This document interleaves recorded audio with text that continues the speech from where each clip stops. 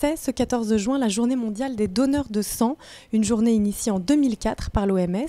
L'objectif, remercier les donneurs et bénévoles qui se mobilisent, mais aussi inciter de nouveaux donneurs à faire ce geste. Pour cette 15e édition, près de 1000 collectes sont organisées partout en France. Nous nous sommes rendus à la Maison du Don au Chesnay, dans le département des Yvelines, à la rencontre des donneurs et des préleveurs. Alors ici, en site fixe, on fait donc plusieurs types de dons. Le don de sang total, qui est le connu, et le don en aphérèse, qui va permettre de séparer les différents éléments du sang et de rendre aux donneurs ce qu'on a décidé de ne pas prendre ce jour-là, les plaquettes et le plasma, ou simplement les plaquettes, et on lui rend les globules rouges. Bienvenue. Vous avez mangé, vous êtes hydraté? Oui. Très bien. Alors, je vais prendre votre tension, on va reprendre le questionnaire ensemble par la suite. Est-ce que vous avez une maladie qui nécessite un suivi au long cours? Aucun. Non. Asthme, allergie, diabète? Non. La tête, le cœur, tout va bien? Tout va bien. D'accord. Pas de cancer, même guéri? Non, aucun. Depuis quelques mois, les infirmiers sont officiellement habilités à réaliser les entretiens pré-don, jusqu'alors uniquement effectués par les médecins. Après une expérimentation de près de 2 ans au bilan très positif, l'EFS vise la formation de 400 infirmiers aptes à réaliser ces entretiens à la fin 2019. L'entretien pré-don permet de garantir la sécurité du donneur, mais aussi celle des malades susceptibles d'être transfusés. Le questionnaire, qui sera complété par des analyses bien sûr, est donc très précis. Donc il ne faut pas avoir eu d'infection depuis au minimum 15 jours. Il y a des voyages qui contre-indiquent pendant une période de 4 mois en zone palud, ce qu'on appelle zone palud et Chagas. Les tatouages, l'acupuncture, selon qu'elle est faite par un médecin ou non, peut contre-indiquer pendant 4 mois.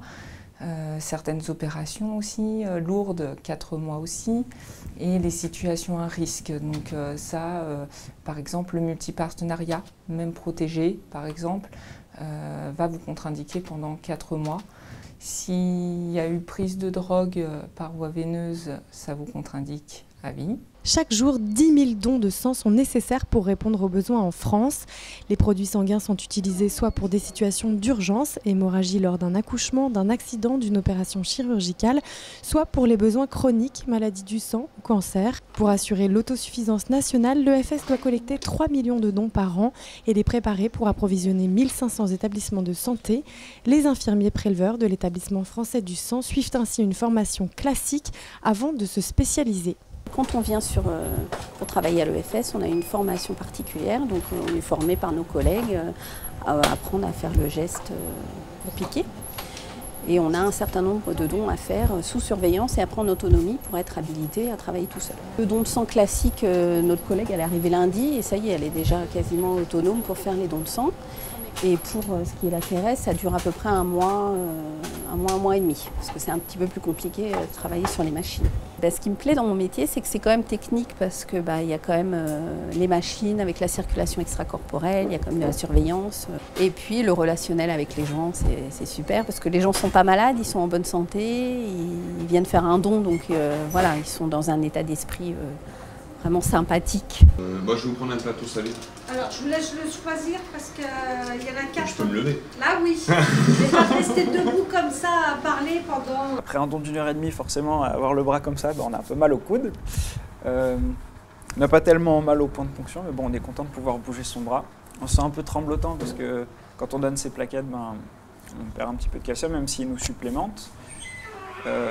Mais surtout, je pense qu'on se sent bien d'avoir fait quelque chose d'utile. C'est un geste simple qui permet d'aider les autres sans prendre non plus énormément de temps. Ça prend 30 minutes à peu près. Donc, à la limite, il y a la taille de l'aiguille qui peut faire un peu peur, mais c'est tout, quoi.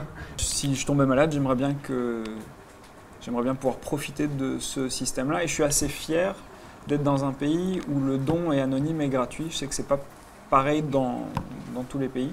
Je pense que c'est quelque chose qu'il faut protéger. Je pense qu'en général, ceux qui aimeraient donner leur sang mais qui n'y vont pas, c'est par peur des piqûres. Déjà, rien que le fait de donner dans une structure en dur, fixe, c'est un facteur qui réduit le stress. Et puis, les infirmières qui sont ici sont tellement compétentes que de toute façon, même sans page-là, on s'en règle. La ministre des Solidarités et de la Santé, Agnès Buzyn, s'est rendue ce matin sur le parvis de l'Hôtel de Ville à Paris pour inaugurer cette 15e édition de la Journée mondiale des donneurs de sang. Car le message cette année reste le même, donnez votre sang. Vous vous demandez encore pourquoi ? Parce qu'on en a besoin de beaucoup pour soigner les gens. Et donc ça, ce qui est bien, c'est que les gens viennent beaucoup donner pour la Journée mondiale du sang. Mais nous, ce qu'on a besoin aussi, c'est que les gens continuent à donner éventuellement sur les sites fixes comme ici pour donner leurs plaquettes. Parce que la durée de vie des plaquettes, c'est 5 jours. Donc on est tout le temps en demande. On a besoin de renouveler. On continue tout le temps. Donc c'est bien de donner, mais c'est bien aussi de venir nous voir pour essayer de donner sur les machines les plaquettes ou le plasma. Parce que ça aussi, les gens donnent moins et on en a vraiment une grande utilité.